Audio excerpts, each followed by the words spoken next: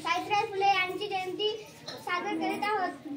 आज सावित्रीबाई फुले ह्या भारतातील पहिल्या महिला शिक्षिका होत्या। त्यांचा जन्म 3 जानेवारी 1831 रोजी सातारा जिल्ह्यातील नायगाव या गावी झाला। त्यांचा विवाह लहान वयात ज्योतिबा फुले यांच्याशी झाला।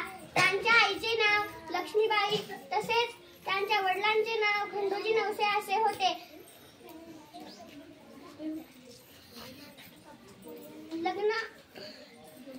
ज्योतिबा फुले यांनी सावित्रीबाई फुलेंना लिहायला वाचायला शिकवले।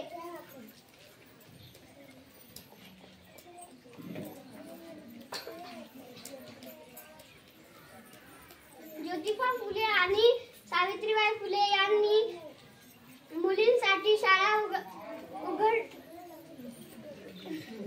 उघडली।